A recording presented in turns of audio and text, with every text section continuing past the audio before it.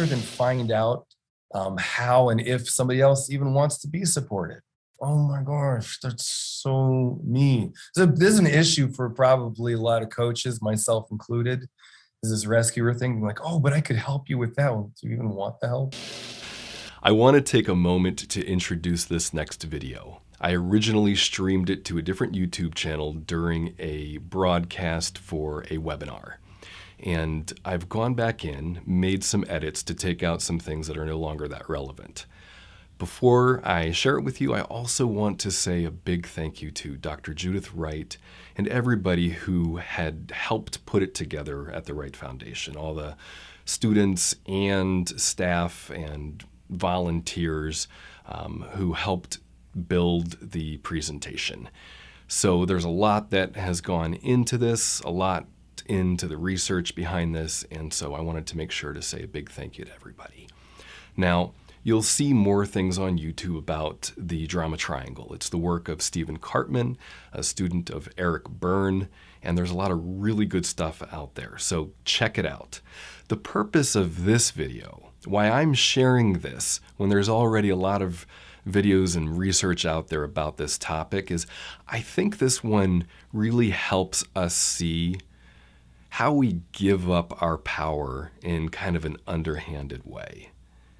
And so as you're watching this or listening in, the real focus is to see how you do this, how you use the drama triangle to create a buffer between you and life, between you and your own experience.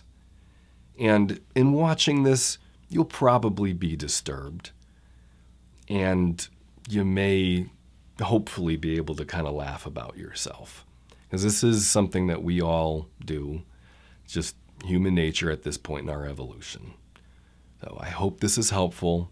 Again, the goal for you in watching this is to help you identify ways that you get in your own way, or ways that you aren't as effective as you want to be, and ways that you might be unconscious of this kind of thing. So it's to help you see that, help you kind of lift the veil on your life experience so that you can take more satisfaction in your life. All right, enjoy.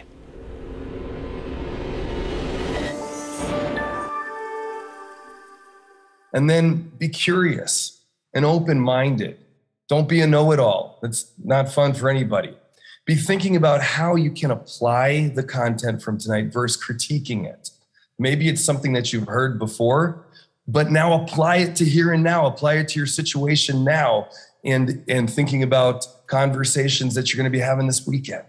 Again, using the chat. So love it. Hello. Oh, I'm getting more hellos. Jennifer. Yes, welcome. Good to have you here. Rich, welcome. Chantel. Hello, Jane. Yes, Shakira, good to have you. Fantastic. Sheila, welcome. Hey, Robin. Oh, good to have you here. So like this, using the chat to engage with the content, to use it to learn, not to share links to things and products. That's no fun, and it just kind of turns people off. So don't do that. Use it to engage with the content. I'll be asking you to share your thoughts, experiences, that kind of thing coming up here. Okay, now, next, I want to know what you want out of tonight. So think about what you want, because the more that you want, the more you intend, the more you're going to get. And that goes moment by moment. So we want to get into that wanting mindset, thinking about, why am I here? What do I want from this? So let's do a poll, actually, and help us get aligned here on what do we want? So do we want to deal better with stress and responsibilities? Do we want to be more hopeful and not so overwhelmed by everything that's happening in the world, in our lives? Do we want to be better able to handle whatever comes up? You're going into your day, you think you have it all planned out, and then bam, something totally changes. Do we want to be better able to do that, work with that? More conscious of our time and using our energy well. We want to do that more, so we know that we're using what we have better. To be a better support to myself and to others. You got family members, friends, loved ones that you want to be supporting better. To be more productive, more creative. Awesome. Oh, this is so cool. I can see, oh, wow. So I'm seeing everybody's results coming in here. And I got to say, number one, clearly, we've got 81% at to be a better support to myself and others. That's beautiful. And number two, we've actually got is to be better able to handle whatever comes up. Yeah, because we know at this point that things are going to come up in life, and to be able to course correct and kind of flex and flow. Well, that's great. And to be better able to support myself and others.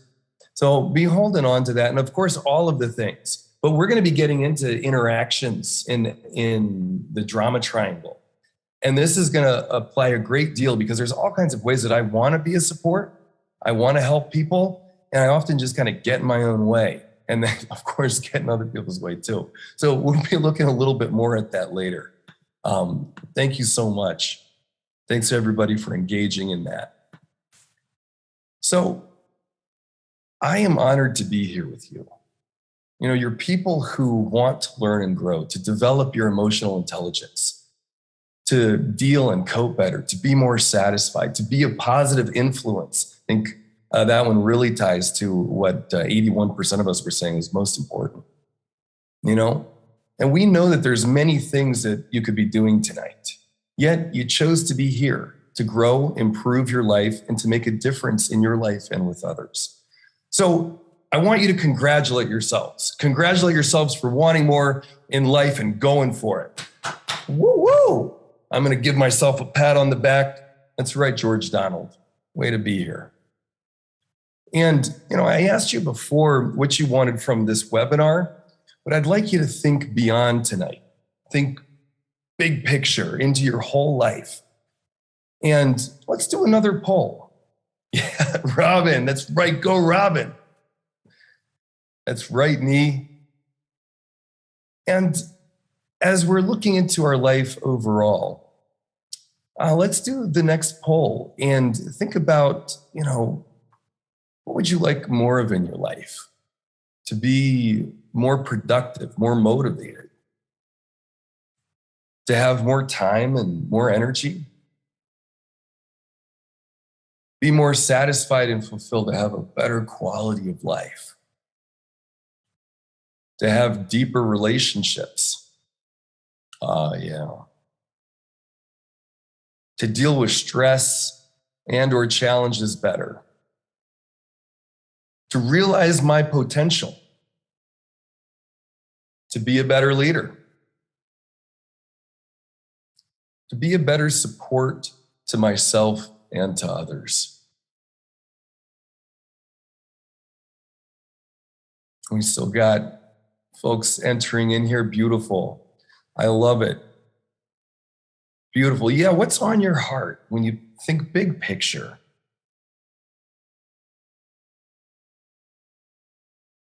It's like a little race that I can see between as you're entering in. Oh my goodness.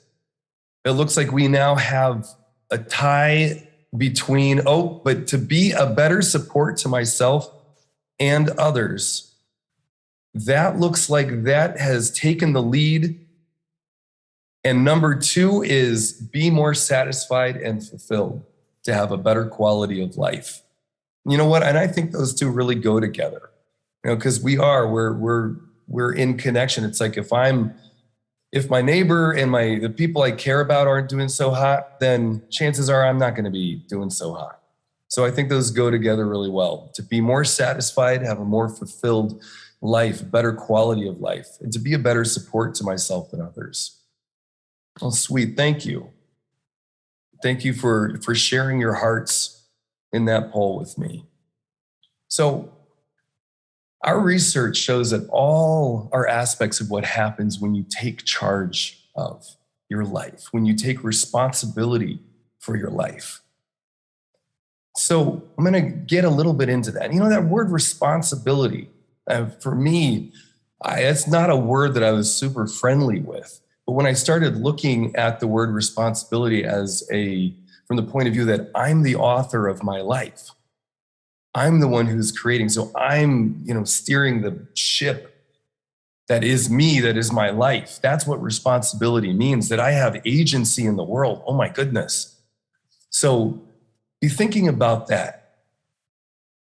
And I've been studying great lives for over 10 years, a lot through the Wright Foundation and my master's study of transformational leadership and coaching.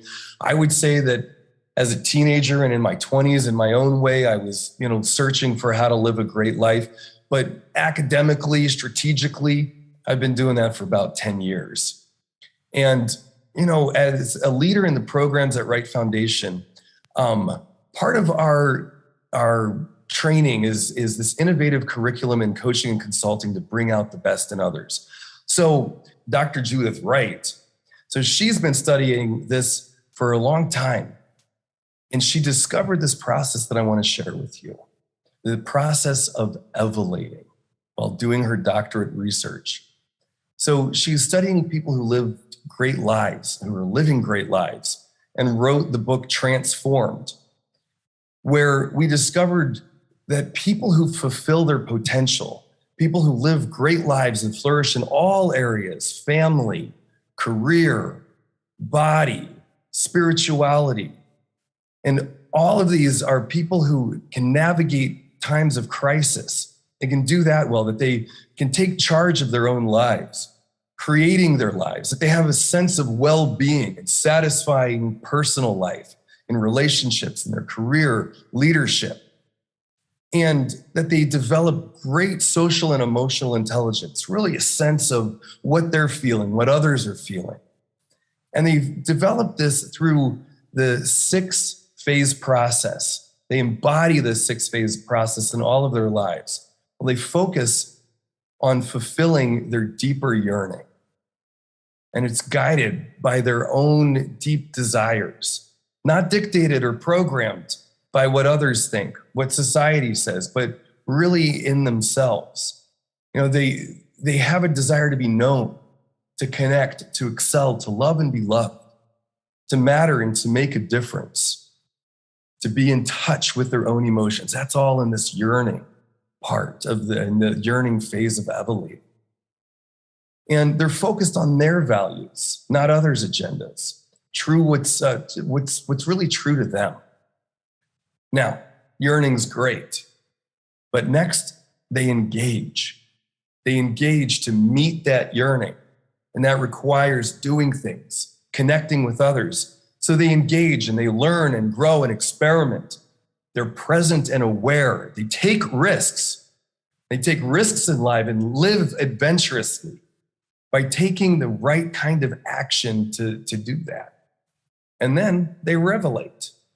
They become aware of what we call their matrix, those limiting beliefs or kind of mode of being, just a everyday kind of mindless thinking that many of us, and all of us are in somewhat, and so they're become aware of that, become aware of the family and cultural influences.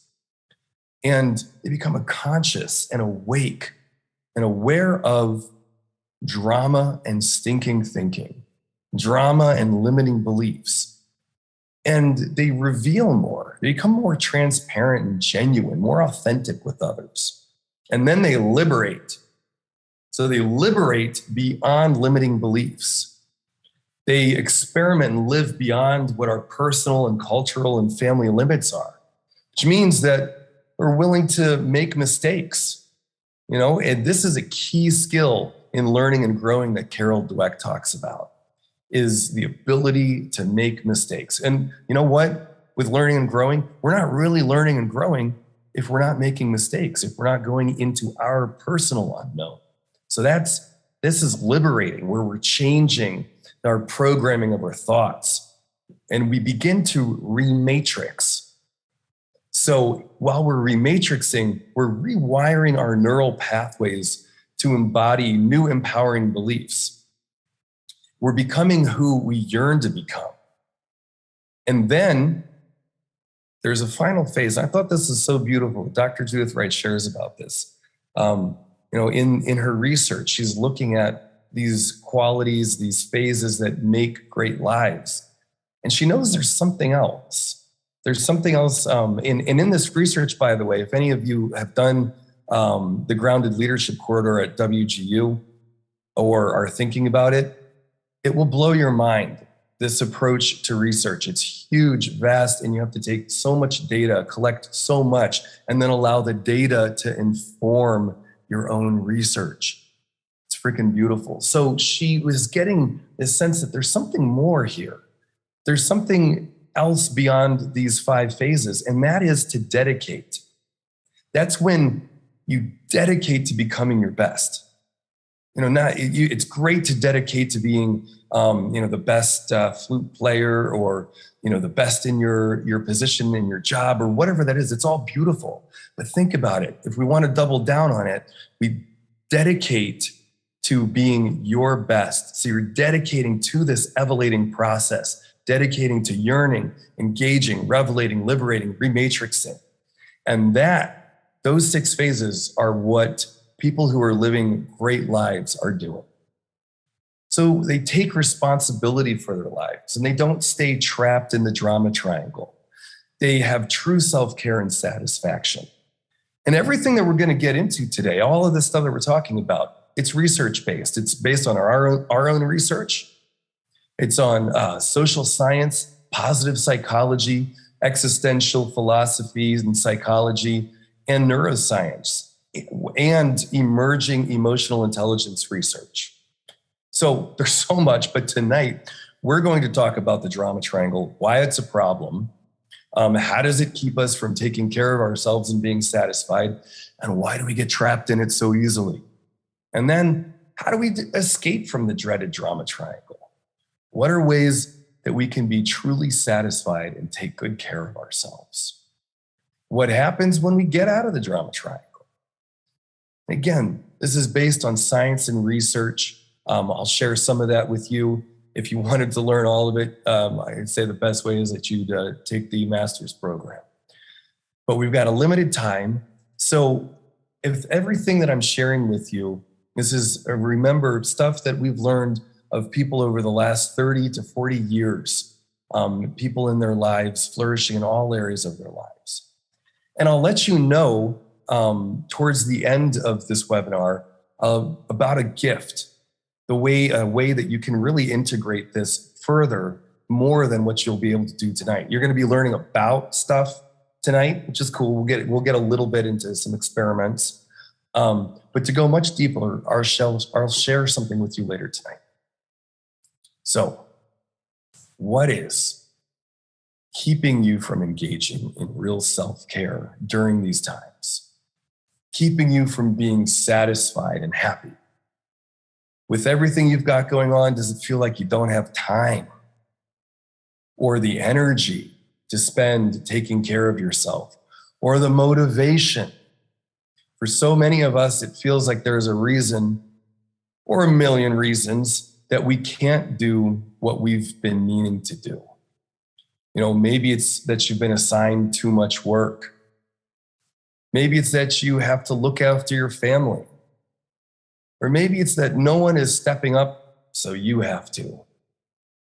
And the chances are that you've had a few or a few hundred reasons like this. And it feels like you're stuck in all the to-dos, all the responsibilities that just leave you drained, feeling trapped by your circumstances and powerless to get out. Think about your relationships at home or work. Any of this stuff come up for you? Do you feel like you're having the same fight over and over again? I want to hear from all of you, actually. So let's do a poll here. How do you relate to this? This is where we're going into the not so fun stuff, but it's really important to get a sense of how we relate to this so that we can do something about it. So do you find yourself having the same fight over and over again? Do you get into conflicts that never resolve? Do you find yourself constantly rescuing the people around you? Oh my goodness. I'll share more about that, but that's one of my big ones. Or this one too. Do you feel like you have no control over your life sometimes? Do you feel like you're the only grown up in your relationships? Are your relationships full of blaming, nagging, whining, and complaining? Oh yeah, keep going. Keep clicking the ones that relate to you. Yep. You know what? We're getting a lot of people here having the same fight over and over again. Yeah, right? I mean, how many times? My wife and I, we have the same fights again and again. Clients I work with, all kinds of people. And number two is rescuing the people around you. Okay, so we got a lot of rescuers. A lot of rescuers and a lot of folks having the same fight again and again. Beautiful. Thank you for sharing those. Thank you for sharing that. So since you answered to that, if you clicked on any of those, you relate to any of this, you're likely stuck in the drama triangle. So the drama triangle is the psychological equivalent to the Bermuda Triangle. You know, it's the interaction pattern where people try indirectly to get their needs met by assuming the role of victim, rescuer, or persecutor. And they avoid taking appropriate responsibility. I got to give a shout out to Stephen Cartman, who was a student of Eric Berne back in the 60s. He's the one who developed the drama triangle that we just looked at. Super useful tool. This dreaded drama triangle has been around and will probably be around for a while. We'll look at some ways to get out of it. But let's stay in this zone of looking at how we relate to being in the drama triangle. So have you ever felt sorry for yourself or for others? Or powerless to get what you want? Hopeless to change things? Resentful of the ways in which others take advantage of you or your friends? If so, you're in the drama triangle. And if you've ever blamed somebody else when things have gone wrong or when you're unhappy, dumped your bad mood on others, on your children, your partner, friends, coworkers, neighbors, or even innocent bystanders, or acted in a superior way to keep others on the defensive, you are in the drama triangle. And if you're assertive to a fault and wonder why others are so damn reactive to you, you're in the drama triangle. If you repeatedly rush to the rescue for a friend or partner, or coworker, or even strangers, if you're known as the fixer of everybody else's problems while neglecting to focus on your own life, you, my friend, are in the drama triangle. So the roles in this drama triangle, we saw them briefly, but let's dig in here. We've got the victim, the persecutor, and the rescuer, none of whom take proper responsibility, none of whom are authoring their own lives. If victim takes no responsibility, while a persecutor puts 100% of responsibility on others, and a rescuer takes responsibility that is not theirs. So some qualities of victims are that they're helpless and hopeless. They deny responsibility for their negative circumstances. They deny the possession of the power to change their circumstances. They do less than 50%. They won't take a stand on anything. They act super sensitive, wanting kid glove treatment. They pretend to be impotent and incompetent. A victim is someone who usually feels overwhelmed by their own sense of vulnerability, inadequacy, or powerlessness. Yikes. And a victim does not take responsibility for themselves and their own power. They often look for rescuers to take care of them. And I mean, I know I know I relate to this in many ways. And I'd love to lighten it up a little bit with a clip and just see how you relate to this. See, where are the areas in your life that you act like a victim? All right. How is this you?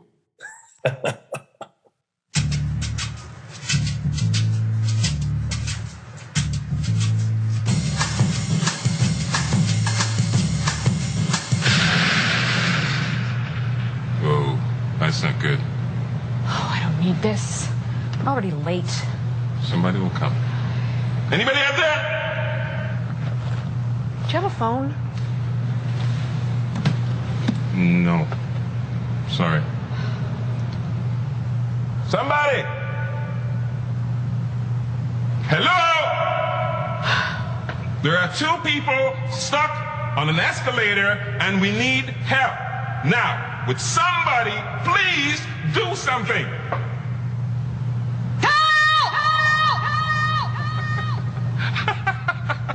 I don't believe this. You gotta be kidding me.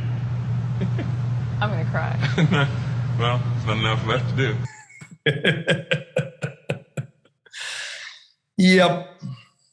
Yep. I want to just see in the chat, let me know how many of you can relate to that. Is there spots in your life where you could see yourself not really taking responsibility and taking charge and doing some things that you know could help you get out of some circumstances? Or yes, okay, thank you, Patricia. Rich, yep, okay. I was beginning to think Elizabeth and I were the only ones, and I was starting to become a victim to all of you for not relating to me. Yep. Okay, thank you, Eva. Thank you, Veronica. Yes, Robin, I know, okay. Sweet, thanks everybody. So, at some point, the victim may feel let down by the rescuer, kind of like that escalator, or perhaps even overwhelmed by the persecutor. And at this stage, the victim will move into the persecutor position and persecute the rescuer. Oh my goodness, I've totally done that. You didn't help me good enough. You didn't really help me out. And they may even enlist another rescuer to persecute the previous rescuer. However, the victim will still experience themselves internally as being the victim. So it's like really dangerous persecutors are experiencing themselves as victims. Yeah. So the rescuer.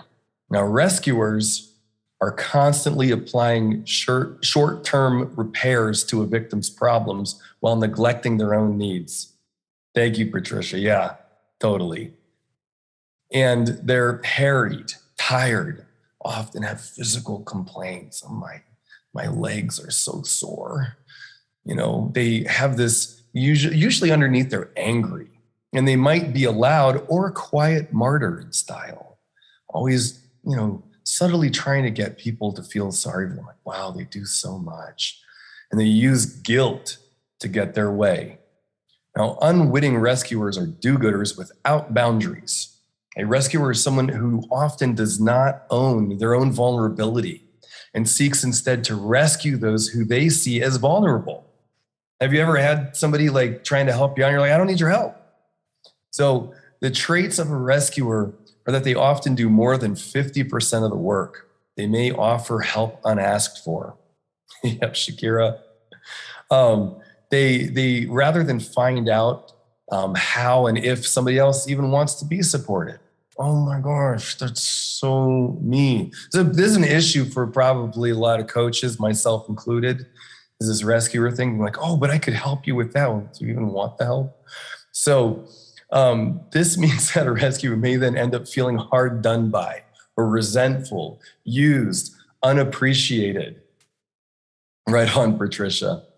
And the rescuer does not take responsibility for themselves, but rather takes responsibility for the perceived victim who they rescue. Oh my goodness. I'm just having some personal insights here while I'm doing this. It's the beauty of doing this is I get to see all the ways that I am rescuing That's not helpful. So the rescuer will always end up feeling the victim, but sometimes may be perceived by others who are on the outside looking in as being the persecutor. The rescuer is the least obvious role, because it's like, oh, they're trying to do something. They're trying to help out. In terms of the drama triangle, the rescuer is not a person helping somebody in an emergency. That's not a rescuer. We're not talking about that kind of rescue. We're talking about the kind of rescuing that is trying to help where help isn't really needed or wanted. Now, the rescuer has surface motives of rescuing, resolving a problem, and appears to be making great efforts to do so, but also has a hidden motive not to succeed, or to succeed in a way that they benefit from. So for example, they may feel a sense of self-esteem or status as a rescuer. God, this is painful reading. It's so me. I often do that. I'll have a hidden motive that I might even be unconscious of. I might enjoy people being dependent on me. Yep, Patricia, back to your sister, totally. And, so a rescuer can seem calm and reasonable, has words that placate and soothe others, can explain, justify. It can be considered a rescuer response. It's an attempt to move the other person from their position. Now, persecutors blame. They blame victims and criticize and enable the behavior of rescuers without providing guidance, assistance, or a solution to the underlying problem. They are critical and unpleasant and good at finding fault. They often feel inadequate underneath. They control with threats, order, and rigidity. They can be loud or quiet in style. They can be a bully. Unwitting persecutors can be people simply inviting accountability, but become labeled the bad guy for interfering with someone's intent to avoid that accountability. So the position of the persecutor is synonymous with being unaware of one's own power and therefore discounting it. And either way, the power used is negative and often destructive. And any player in the game may at any time be experienced as the persecutor by the other player or players.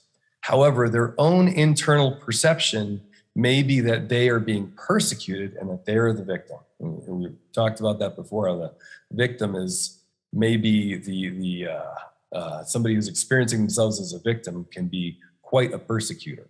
So let's take a look at what the drama triangle looks like in real life. Okay. Do you feel sorry for yourself because you aren't getting what you need in your relationship? You unload your litany of complaints on your spouse. So you're moving from victim to persecutor. Your spouse yells and says, "You're crazy." He moves to the persecutor role. And you complain to your girlfriend who tells you how great you are and how wrong he is. You move from victim and you move to victim, and she moves into the rescuer role. Does this sound familiar? Well, it's the plot of every soap opera, drama, good book, movie, kind of anything in that realm.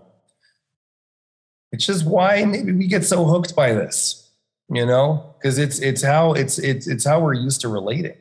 And these dramas, they perpetuate themselves in endless loops of dissatisfaction with no real change due to the indirect attempts to fulfill legitimate human yearnings. So let's get this poll up and let's come clean. What role do you often find yourself in? Which one do you identify the most with? Which one? Oh, not this poll. We want the other one. We want the poll that has there we go. This poll. See, right there, I could have been a victim. I could have been a victim and said, oh no, it wasn't the right poll. And then I don't know how I would have gotten rescued, but then I could have turned into a persecutor. See? Which do you, okay, so we're getting, yeah, rescuers. All right, fellow rescuers, but we got nobody seeing how you're a persecutor? Really? Oh my God. Okay, we got one. We got one person who recognizes how they're a persecutor. Way to go, one person who recognizes how you're a persecutor. I guess that's it's vulnerable. It's vulnerable. I was missing. I'm multi-talented, all of the above. Thank you, Patricia. Yes. Thank you, Robin. Oh, totally, Veronica. Yeah, right? That we go through them intermittently. Totally. Okay, so never mind. We have selected all of them. Many people, by far, most people selected I'm multi-talented, all of the above. Totally, Aaron. Okay, I got you. I'm on the same page with you now. Thank you. Thank you. I was starting to get scared. I was like, oh no, I was going to become a victim to all of the blind persecutors out there, but glad we got that straightened out. But did any of you have a hard time picking the multi-talented option? Anybody like not see yourself in one of the roles? Now that I've made such a big deal about it, like you might not see anything. But just be on the lookout for that. Okay, Aaron, totally. Right on. Okay, so now it's good to be looking at how we do this. How do we switch these roles? So for example, the rescuer pushed too far by a persecutor will switch to the role of a victim or a counter persecutor. This is my wife and I. Victims depend on a savior. Rescuers yearn for a basket case. Oh, I know, I just want to help you all out so much. I just want to help you see what victims, persecutors, and rescuers you can be. Persecutors need a scapegoat. You don't even need other people to be in the drama triangle. Totally. Right, Veronica? I can be doing this all on my own. I can run all 3 roles of the drama triangle in like a second in my head. So the victim's like, this is too hard. Everybody's against me. Give me a break. Persecutor, you're lazy.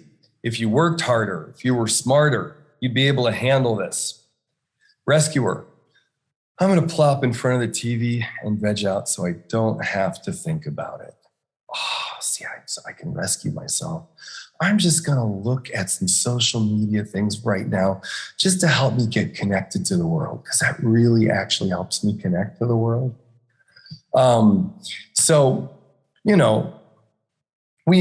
If we're never able to finish a task before a deadline, what was my boss thinking? That kind of thing. I'm persecuting my boss now. If I have way too much to do at work, I'm a victim. She has no idea how much work it takes to do this, persecutor.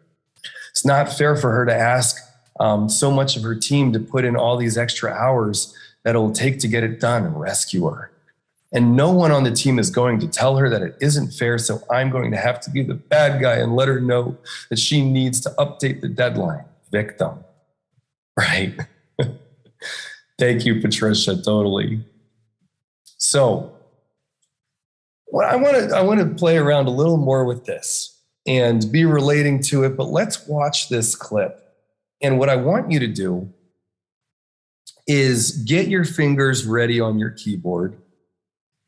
And I want you to type into the chat as we watch this clip together, P for persecutor. Every time you see it, as soon as you see it, just type in P. And then V for victim. Anytime you see somebody going into the victim role, hit V. And then rescuer. Anytime you see somebody going into the rescuer, hit R. And let's just blow up the chat with a bunch of P, Vs, and Rs as we watch this clip.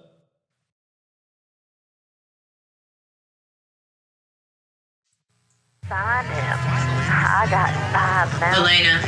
A mortgage is killing me. We need to talk to you. Not doing this job, Jerry's not sugar. doing badly, is he, folks? How much is it? Hold on. Hold on. I'm on the phone. Yeah, I can see that. And we have a $406 phone bill, mainly due to some calls to a 1-900 number. Elena, I'm thinking you're in some trouble. Now, why don't we Listen, talk we'd help you girls? out, but we're broke too, and you know we can't afford a new deposit if the phone gets shut off. Maybe you could borrow the money from Michael. No, Sammy. Jesus. Lainey, what are you doing? What are you doing? You lay on that couch all day. Those pajamas are like your uniform. You run up a $400 phone bill. You watch TV, you chain smoke, you don't go outside, you don't do anything. Man, you are in the bell jar. Look, this is my apartment. I signed the lease. I let you move in here when you had no job, no money, and you sponged off me for 2 months. And now Miss Big Power Mom, Miss, I'm Manager's dad now. You think you could just come in here and push me around? She's not being pushy. Sammy, what are you even doing here? You don't live here. Hey, my little unemployed waif. You're the one who's looking for work now, okay? God, you're really enjoying this, aren't you? You're high. Why don't you go take a walk outside and get some fresh air? You've been waiting for this since the day we met. Oh, who told you that? Your psychic partner?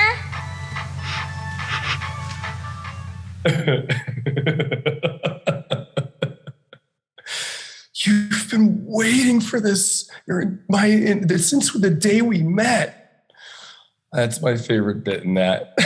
I'm gonna use that one soon, just to have some fun with it. So, thank you. I love this. Yeah. We got tons of P, V's, and R's in there. Totally. So, the thing with the drama triangle is that it reinforces limiting beliefs.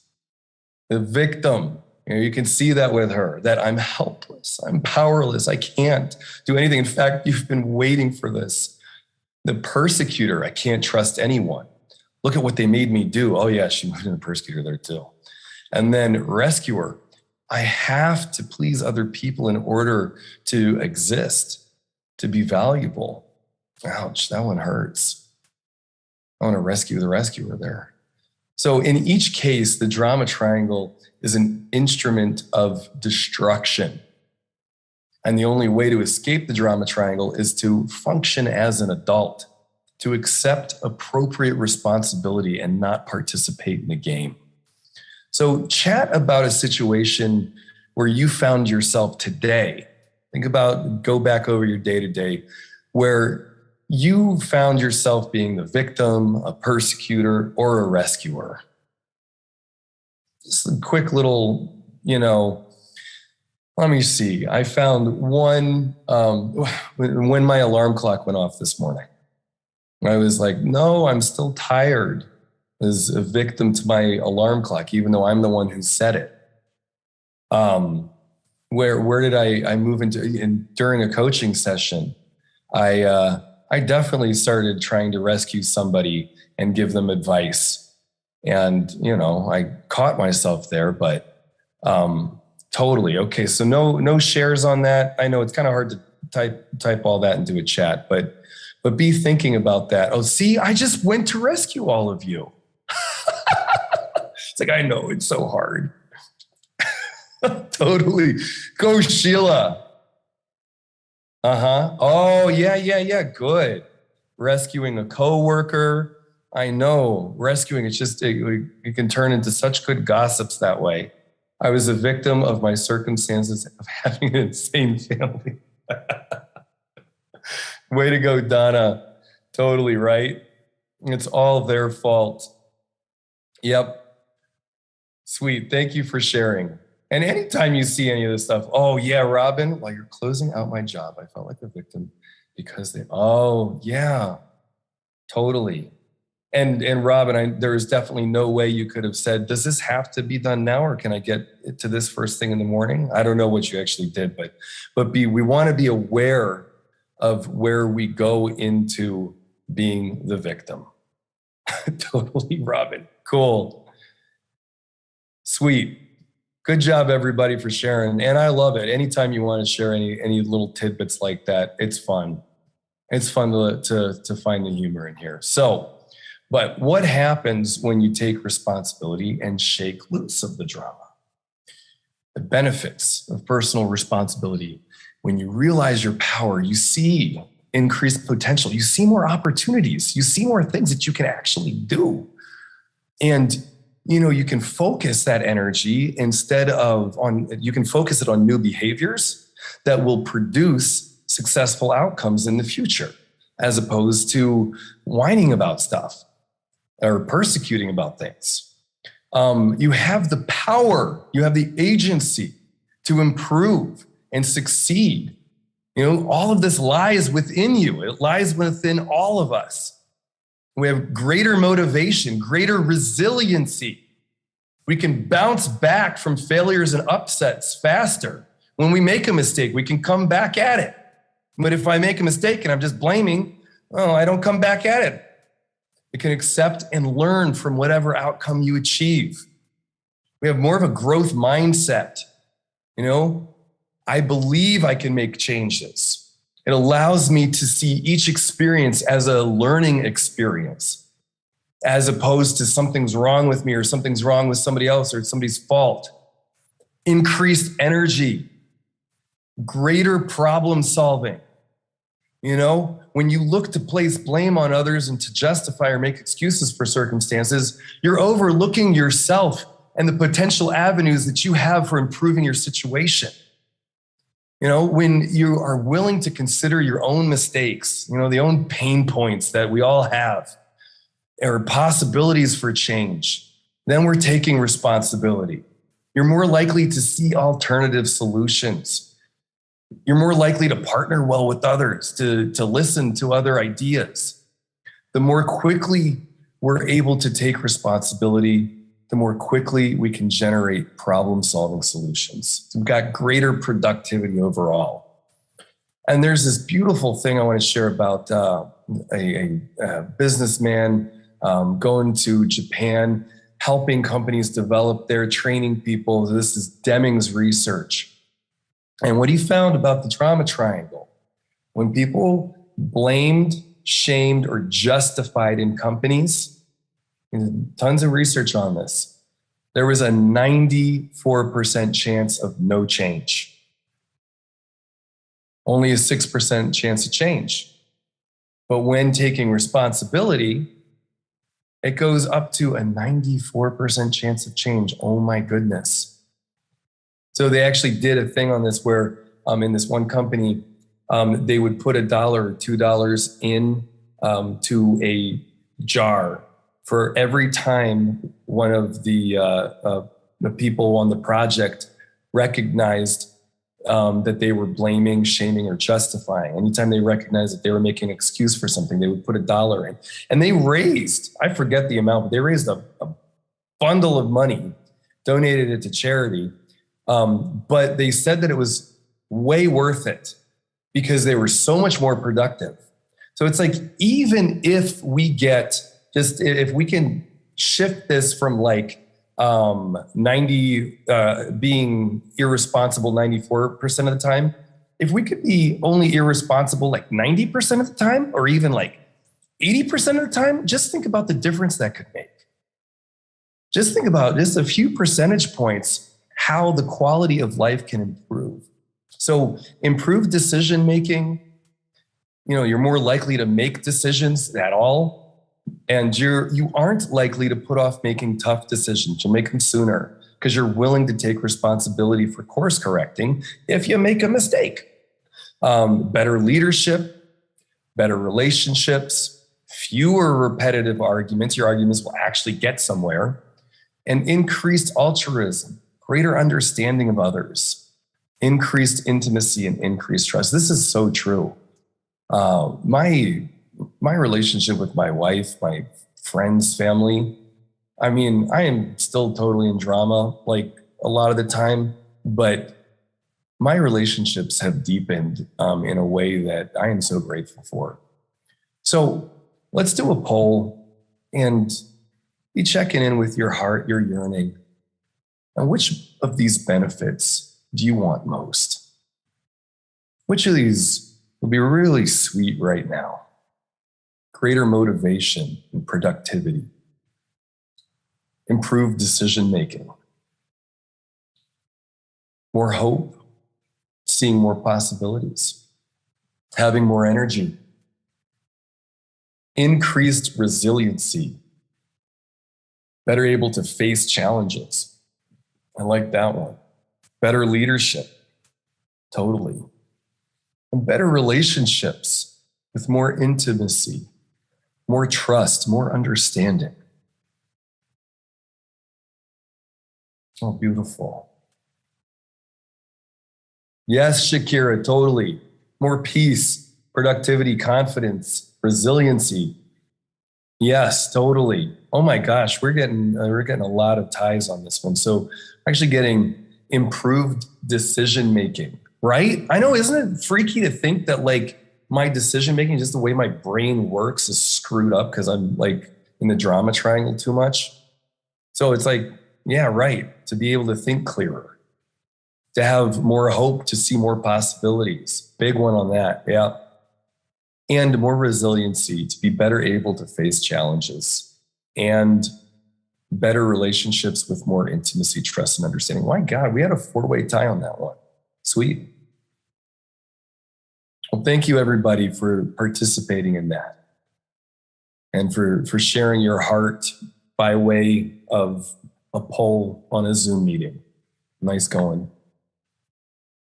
You know, so we get so many benefits from taking charge and steering clear of drama.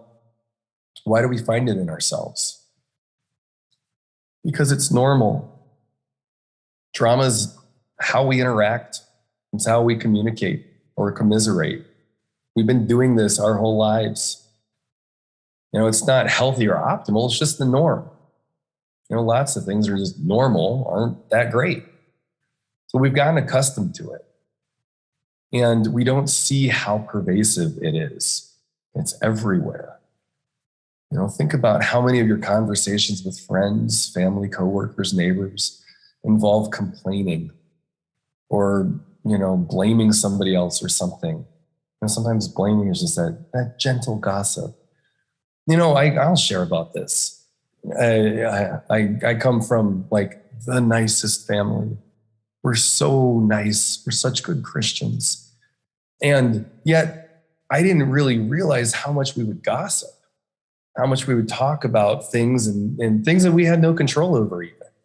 You know, talking about world politics in a way, getting all heated about that. And I remember one time sharing with my family, I went back to visit and it was over Christmas. And, you know, all of a sudden, like, we're not talking to each other directly. We're kind of talking about others and things. And I said, it was totally outside of what I was used to doing, but I took responsibility in that moment. And I said, you know, I didn't come all the way from Chicago to like talk about people who aren't here. Like, what's going on with you? What's going on with me is this. And I started, you know, that's the price I pay, is that then I'm sharing vulnerably, but I'm actually making contact with people as opposed to just kind of staying in the normal habitual conversation, the yada, yada, you know, stuff where I'm internally, I might be like, oh gosh, when's this conversation going to be over? You know, then I'm being a victim to it. But, you know, so be looking at that. And it's all over the place, you know? So once somebody's gossiping, then all of a sudden, like, more drama begets more drama. It invites the other ones, the other roles to come into it. And the minute you come across someone in one of the roles, you're naturally going to play one of those other roles. You know, somebody's talking about somebody else, and I might go in as a rescuer and be like, yeah, but really, are they so that, you know? So if you encounter a persecutor, you're gonna probably revert to being a victim. Or you could, you know, be minding your own business when comes along a victim, and in pops up my inner rescuer. You know, rescuer, myself included, can sniff out someone to help, even making someone into a victim so that we can help. And victims attract persecutors to enact out the drama with them. And, if you appear as a persecutor, then you'll naturally generate a victim. That victim will find a rescuer who could possibly become your future persecutor. And the drama goes on and on and on and on and on. So we actively avoid leaving the familiar and the comfortable environment. And that's one of the reasons that we don't go outside of this, is because we're just used to it. We stay in the game and we even create it. We have secondary gains to this. So it's so appealing because it can give us a sense of power. Victims get to claim innocence. They get to claim gain doting and attention of the rescuer. It gives us a sense of power over our circumstances. We get a little hit, a little high, like we're actually meeting our needs. Persecutors, they get to sit in the seat of power, feeling superior, calling the shots. Rescuers get to feel righteous anger. Oh, yeah. Empathy, and ultimately getting to feel just a little superior to both the victim and persecutor. Yeah. Well, but there's no real power in this. The victim is not really as helpless as he feels. The rescuer is not really helping. And the persecutor does not really have a valid complaint. The cost of staying in the drama triangle, aside from not getting the benefits of getting out, well, the cost is that the drama triangle is seductive. It's a high energy blame game, which serves to redirect the focus of attention and energy and dialogue from personal accountability to the engaging interactions of blame, defense, and rescue. And again, we know from Deming that we don't get results that way. So the drama games, it generates excitement, but defeat accountability, defeats critical thinking, it defeats personal power, it defeats my ability to influence. Most drama players prefer the excitement and adrenaline of drama over the perceived boredom of the truth. Oh, it's so boring. Boredom, as many thinkers have said, is anger turned inwards. So at the conclusion of each dramatic interpersonal scenario, players experience a descent from autonomy and personal power into a vague sense of ennui, an increased proclivity for guilt, cynicism, and personal isolation, and a declining ability to perceive good intentions and truth. Oh man, so the whole world could be out to get me. You've been planning this since the day we met. So, what strikes you the most about playing the drama game? Let's take a look at this poll. What strikes you the most? That it's seductive, gets you excited and high and makes you feel alive? Or that drama has become a normal way of communicating for me? That I naturally create drama when there is none. There wasn't even any and I made it up. When I'm in all these roles, even the rescuer, I'm avoiding personal responsibility. What strikes you the most? My autonomy and personal power declines when I'm in drama. That one really hurts. It's like I'm not really living my life. That I can be a victim, persecutor, and rescuer all at the same time, right? In drama, I am inclined toward guilt, cynicism, and personal isolation. Ouch. Yeah, that one really hurts. I'm less able to perceive good intentions and truth when I'm in the drama triangle. Yeah, that's scary too. That one hurts. Somebody could actually be trying to help me, or there could be some great circumstances, and I don't see them because I'm in drama. So we got some highs here, but the winners are 68% said that in drama, I'm more inclined toward guilt, cynicism, and personal isolation. And 68% said I am less able to perceive good intentions and truth when I'm in the drama triangle. And it's really upsetting. It's really upsetting to think about, how much goodwill there could be out there that I am avoiding and possibly even pushing away.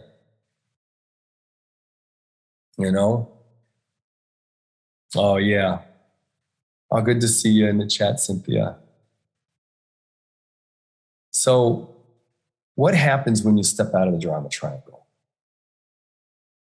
When a player finally releases themselves from the trance of the drama games, they experience relief and a new sense of personal power and self-confidence. People talk about wanting more self-confidence.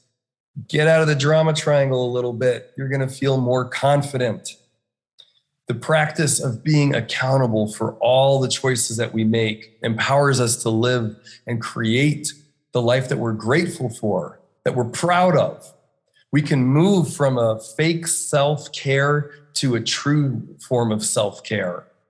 The real issue with the drama triangle and why it's so hard for us seeking self-care to get out of is that when we're in it, we think we're taking care of ourselves. When I'm in the drama, when I'm, eating ice cream, potato chips, and binging Netflix, I think I'm being good to myself. So, when we're trying to deal with uncomfortable feelings and meet our emotional needs, underneath every victim is somebody yearning to be understood, yearning to be validated, supported, tended to, taken care of, and loved. Every persecutor is a persecutor is a cover for a person who wants to be affirmed, to feel better, to have her world work for her, to offload her feelings of fear and frustration, low self-esteem, powerlessness, or injustice, to be able to have a place to go with that. A rescuer is the cover for somebody who wants to matter, to be important, somebody who wants to be needed, to be valuable, to have a place in the world, hoping that people will then respect or appreciate. Ultimately, that person is yearning for people to take care of them like they take care of others. And let that sink in, rescuers.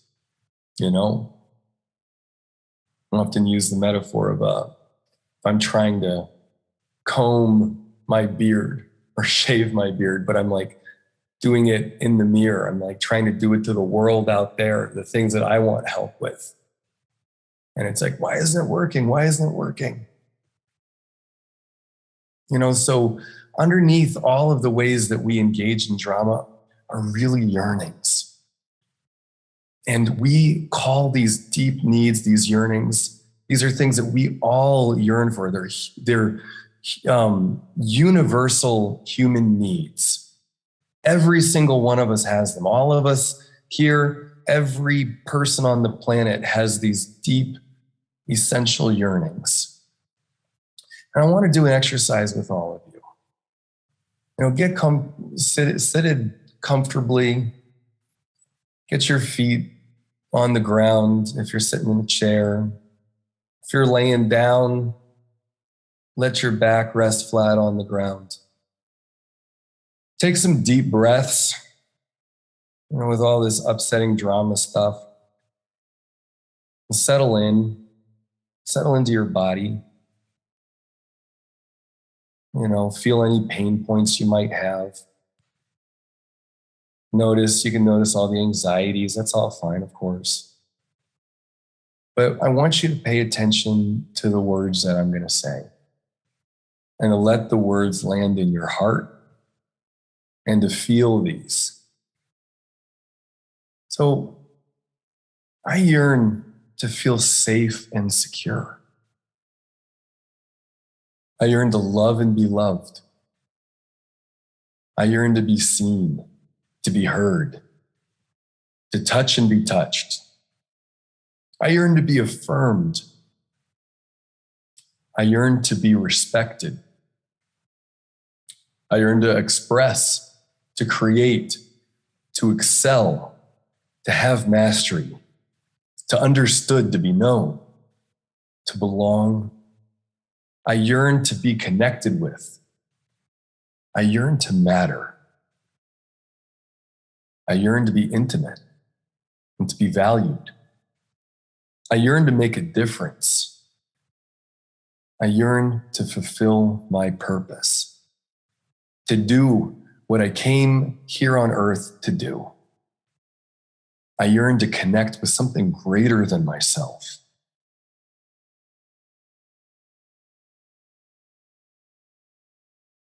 And just be present with your feelings as you're thinking about those deep yearnings that we all have. You know, when we take part in the drama triangle, we are unconsciously looking to meet our yearnings, all these beautiful yearnings that we have. In the land of social and emotional intelligence, I'd say yearnings is what is the fabric of the universe, holding all of us together.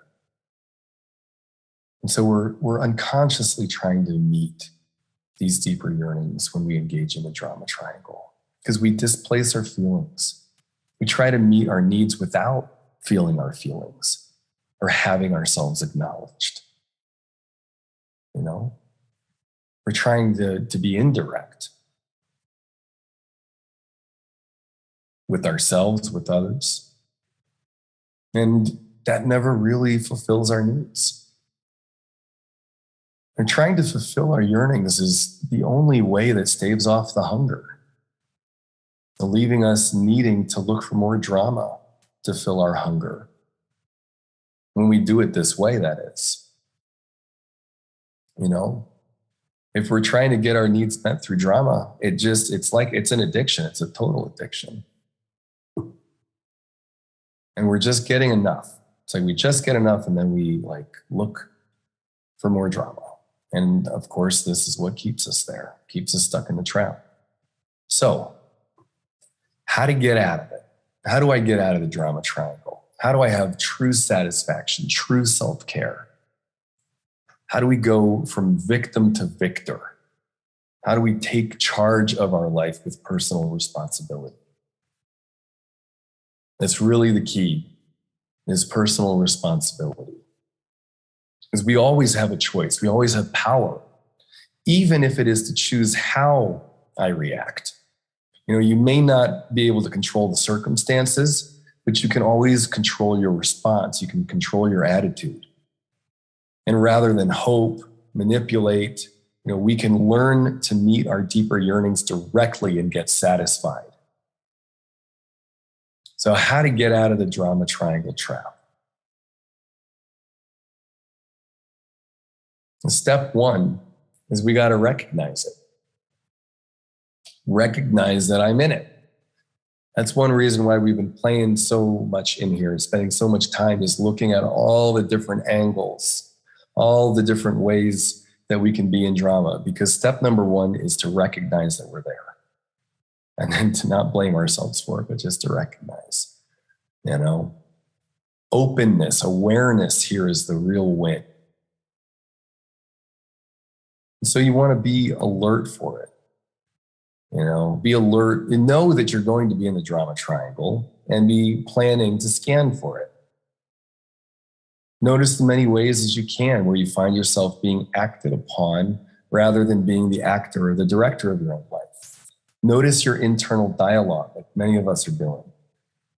You know, where we have resentment, helplessness, powerlessness. Notice experiences of someone doing something to you or accusatory feelings of blaming and shaming and those kinds of thoughts. Notice yourself if you're resenting a coworker, complaining about a boss or something, or if you're zoning out in front of the television.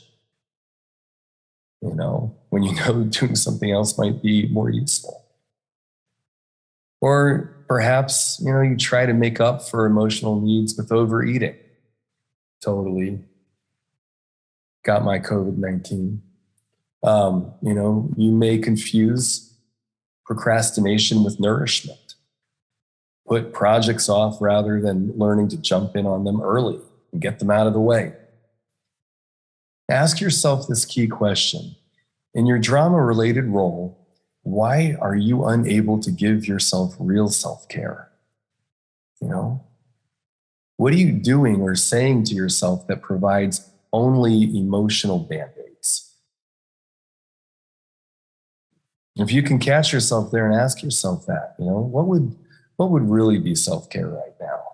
You might not even do it. Just notice what it would really be. That's a start. And step 2 is taking responsibility for your actions, for yourself. And the way that we do this, so we've got our rules of engagement, which is in our Heart of Fight book. Doctors Bob and Judith Wright wrote this. This is my favorite book of this type. Certainly my favorite book they've written.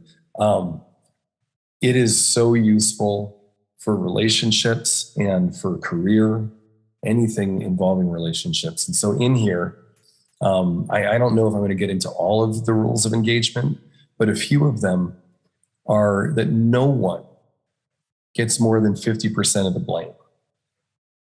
Now think about that in terms of catching yourself in the drama and saying, okay, wait a minute, with this person, nobody gets more than 50% of the blame. It takes 2 to tango. Love, relationship, it's a two-way street. And then recognizing that each person needs to take 100% responsibility for their own satisfaction. Awesome. So I'm not to blame more than 50%, neither is the other person, and I'm going to take 100% responsibility for my own satisfaction. So you're always a participant in the drama or upset, even if the other person is working something through. When you find yourself blaming someone else, remind yourself that the highest percentage of blame you can assign is 50%. And taking 100% responsibility for your own happiness, your own self-care, that's not your partner's or your boss's or your kids' or your dog's responsibility to make you happy. It's yours. It's not God's responsibility to make you happy. It is your responsibility. You have agency. Yours alone. If you want something different, it's up to you to communicate that, to make it happen. So what do you yearn for? What do you truly want? How do you want to be in your relationships? What outcomes do you desire? If you want him to be more attentive, to take more responsibility for the household chores, what can you do about that? I mean, you say, it really means a lot to me when we partner together on things and, both clean up together. Maybe that's how you do it. If you want your partner to stop spending so much money, how can you share about that with your yearnings? I have a yearning to feel secure. And when you spend like that, especially without talking to me about it, I feel afraid. And I want security in this relationship. And so, that part then, step 3 is that yearning piece. Identifying the yearning. Notice the power of the yearning in communication. It's true, it's vulnerable, and it's true. What's the deeper yearning that's going on in the drama? Do you yearn to be heard, to be loved? By identifying and naming the deeper yearning, you can help short circuit the drama, just like that. By really being able to communicate. When you leave things out like that, it's my experience of I just don't matter, that I'm not respected. And I feel really hurt about that. So taking responsibility for my experience of it. And, maybe you're yearning to be seen, understood, validated, supported of, tended to. What if you just say that? Oh my goodness, me learning to do this with my wife.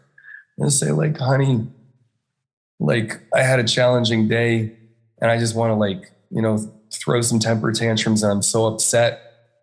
And I want you to just give me a hug and just hold me. Just hold me. I just want to be held. And I might even I kind of don't want you to because I'm mad at everything, but yeah, okay, I kind of want. Just being able to go for what I want directly. If you're in the rescuer role, feeling like you want to help and make things better, maybe you're yearning to matter, to be important, to be needed. And learning to recognize that deeper yearning under the drama. You know, am I really mattering if I'm, trying to rescue somebody in a way that is absolutely useless? No. And the step that we're going to go to next is expressing and acknowledging the truth. So step 4. Express the truth, acknowledge the truth always. Because by admitting to and taking responsibility, it automatically breaks a drama triangle. You know, if my wife is saying something to me, and it's just true. Like, hey, you left your socks out on the floor. What's up with that? Like, oh, that's true. Instead of like, oh, I'm so tired and I wasn't thinking about it. And, something like that. Then we actually get somewhere. We have a fun thing where if I do that, she ties them in a knot. Because I identify that when I do that, it's a yearning to be seen. I'm like, please take care of me. So another step is identifying the feeling, just naming the feeling. If I'm in a fight and I'm just really going at somebody, say, wow, I am noticing I am feeling so angry. And under that, I'm feeling afraid. Like, I just got to keep this all together. And if I don't, I don't know what's going to happen. That's an avenue out. So I want to check in with all of you. And let's do another poll. I want to check in with everybody and see what you're going to do differently tonight after tonight's event. What are you going to do differently? You're going to practice noticing when you're in drama, and when you're feeling like a victim, feeling like a rescuer. You're going to remember that staying in the drama keeps me stuck instead of helping me get what I really want. You're going to practice real self-care by looking for what you're yearning for when you're feeling upset, when you're in the drama triangle. And steer clear of others' drama because I'll naturally take a role in it. I'm going to look for ways to step out of that. Or take responsibility for my own satisfaction and self-care. I've got the power. We've got the power. That's the one that is totally winning, 88%, right? We got the power. Taking responsibility for my own satisfaction and self-care. But right behind that is practicing real self-care by looking for what I'm yearning for under the drama triangle. That's beautiful, isn't it? I love that. There's been times where I'm like just getting in touch with my yearnings, and it's so amazing to be able to feel that deep human connection that we have when we're in our yearning space. It was really powerful. Yeah, Anita. See, you just met my yearning to be seen, Anita. Thank you. Totally, Patricia. I know, right? Knowing about it and doing things, are two different things. That's why we want you to be preparing for what you're going to be doing differently. Totally. Just something, just one step at a time. See, even that, I was noticing my wanting to rescue. Oh, good. So I have one more tip.